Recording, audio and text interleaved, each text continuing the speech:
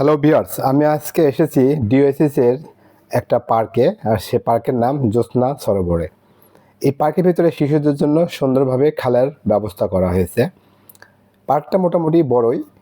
Park আসলে শুধু বললে ভুল হবে, এটা একটা ওয়ার্কিং প্লেস। সুন্দরভাবে হাঁটার জন্য চতুর সাইডে, পুকুরের চতুর সাইডে মানে রাস্তা করা হয়েছে, যেটা দিয়ে মানুষ ভোরে এবং রাতের বেলা বা সারাদিন ওয়াকিং করতে পারে। সুন্দর প্লেস। পাশাপাশি শিশুদের জন্য সুন্দর খেলার ব্যবস্থা করা হয়েছে।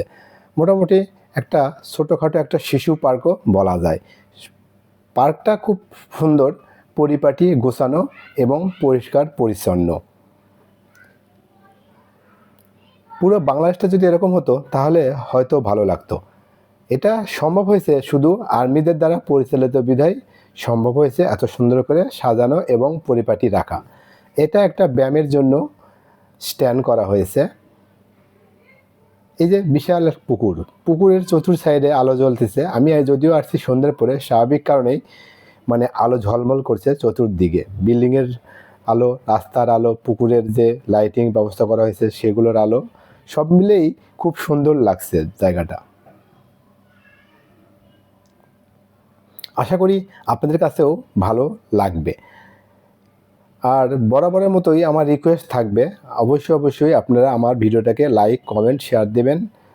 এটা বিশেষভাবে অনুরোধ আপনাদের কাছে। আর এই পার্কটা আমি তুলে ধরলাম সবার কাছে।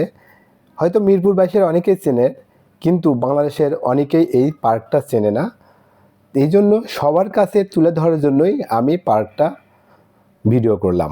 আশা করি যে আপনারা সবাই সম্পূর্ণ ভিডিওটা দেখবেন এবং উপভোগ করবেন সুন্দর পার্কের দৃশ্যগুলো।